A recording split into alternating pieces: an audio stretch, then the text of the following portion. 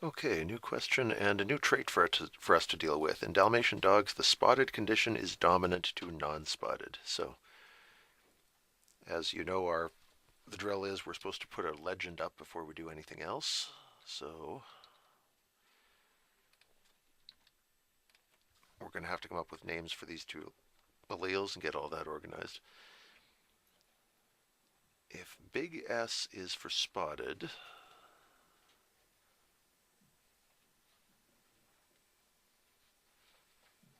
and that'll mean little s is for non-spotted. No.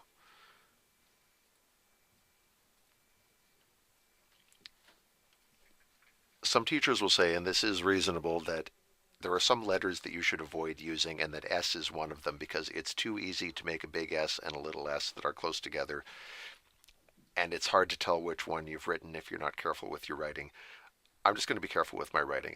I'm willing to use S's. Just make sure that your capitals are nice and big and that your small S's are nice and small so that you can tell them apart. If you don't trust yourself to do that, then the standard practice is you use a capital S like that, and for the lowercase s, you put a line over top of it to show that it's under the line, it's a small s. That's an ironclad way to distinguish the two, but I'm just going to make great big loopy S's for my capitals and itty bitty ones for my recessives, and I think we will be okay. So there's the beginning of my legend, and if we're looking at actual dogs that have two of these things, then big S will be a spotted Dalmatian, and big S will also be a spotted Dalmatian, and little s will be a Dalmatian with no spots. Okay, legend complete. Now, we're supposed to find out, do you remember the steps of our procedure? I don't have them up this time, so time to start pulling them out of your head. Legend is step one. Step two is get the parents' genotypes. And here they say the cross is between two heterozygous parents, meaning two that are both big S, little s. If you're writing that compactly, you just put big S, little s, cross big S, little s. So if we set up a Punnett square, it is going to be a 2 by 2 because both of these parents have two gametes they could pass on. For one parent, you get big and little. For the other parent, you get big and little. And that means the offspring can be big, big, big, little the other way, or little, little. And yes, that capital S is perilously close to the little one, so let me see if I can punch that up a little. There we go. And so, as far as phenotype goes, then this one is spotted. All the ones that have a capital S are spotted because the spotted trait is dominant. This one is spotted, and this one is no spots.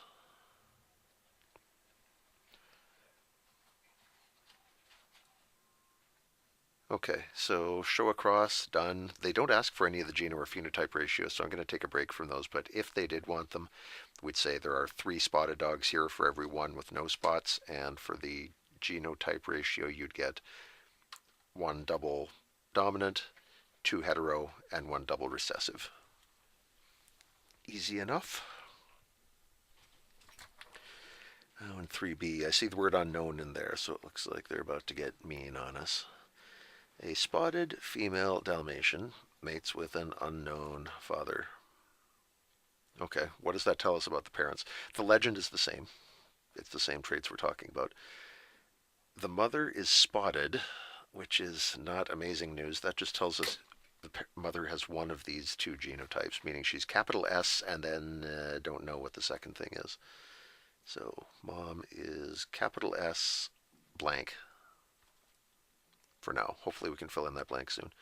And the father we don't know a thing about. Double blank. And from the pups, okay, so mom has 6 puppies. 3 are spotted and 3 are non-spotted. In other words, half of them are spotted and half are not. So in the F1 generation, we get half spotted and half non-spotted. Now, we had a problem like this a little while ago where we had an unknown parent, and you remember some of the strategy we used to fill this in? Here's some things that we can do. First, let's get a list of all the possibilities for the mom and all the possibilities from the dad, and then we'll see if there's any that we can reject, that we know are not possible. So for mom, we could have big S, or we could have big S, little s. And for dad, we know nothing about him. Anything's possible. It could be big, big, little, or little, little. What do you think? Hit pause if you need a minute to think about it, but are there any of these that cannot possibly be right given that these are the pups that they had? There are a couple. Here's something.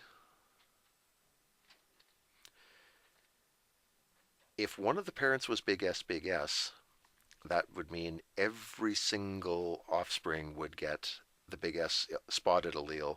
Every single one of them would have to have spots. Once you have the big S, you're getting spots unavoidably. But that's not what happened. So neither of these parents could be big S, If this is your genotype, big S, then every one of your offspring will be spotted. That can't be right.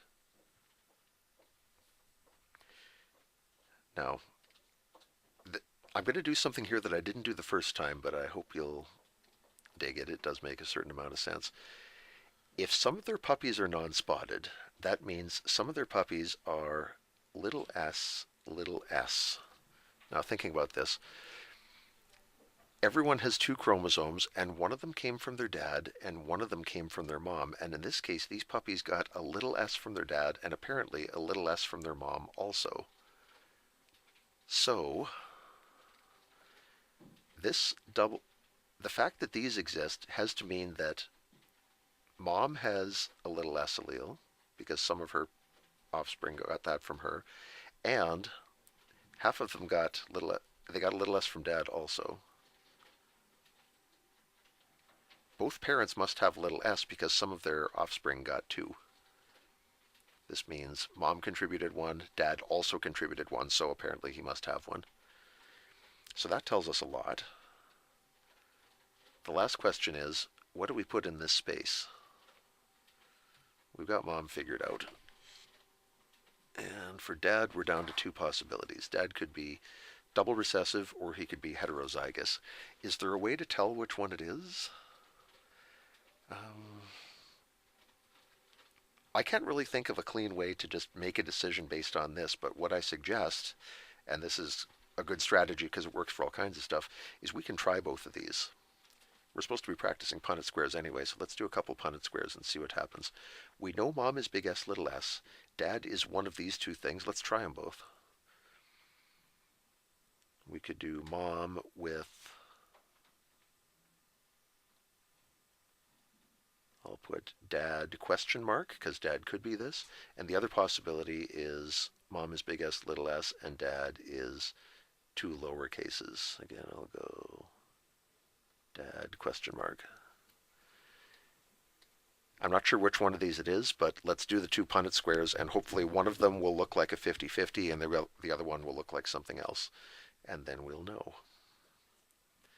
So, from these two parents, the Punnett square looks like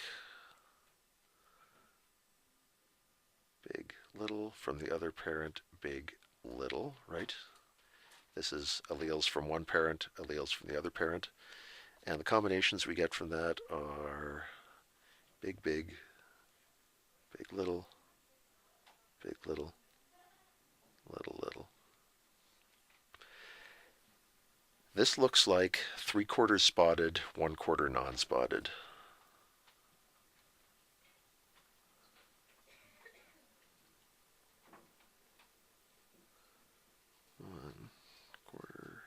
Non-spotted. This combination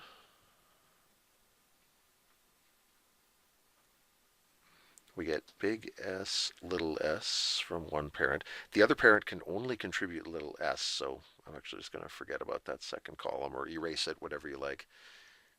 In this case, these parents produce big S, and little s, little s. So in this case, we get half spotted and half non-spotted. Okay, so these puppies were half spotted and half non-spotted, which means this is looking pretty good. This is probably our best guess. Could the dad be like this? The answer is yeah. I mean, the numbers don't match as nicely, but this couple is also capable of producing spotted and non-spotted puppies, so these parents are a possibility.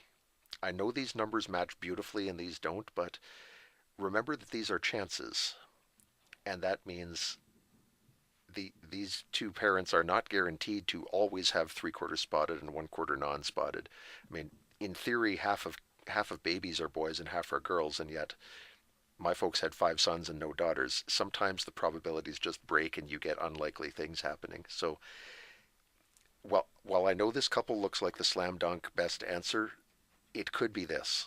Just because they're capable of having spotted puppies, they're capable of having non-spotted puppies. They could land on 3-3 just because of having some slightly funny luck. So please remember, when you see chances like this doesn't mean that they're automatically going to have half spotted and half non-spotted all the time. It means each puppy that they have has a 50% chance of being spotted and a 50% chance of being non-spotted. And when you roll the dice 6 times like this, you don't always get numbers that perfectly match the probabilities. Okay, so I agree this is the most likely combination, that dad is little s, but it wouldn't be completely out of line for this to happen also. That would just mean they had some slightly weird luck, just like a family that has a ton of boys or a ton of girls. It just means probabilities are not a rule, they're what's most likely to happen, not what's absolutely guaranteed to happen. Okay, I'll try not to harp on that every single time, but do keep it in mind.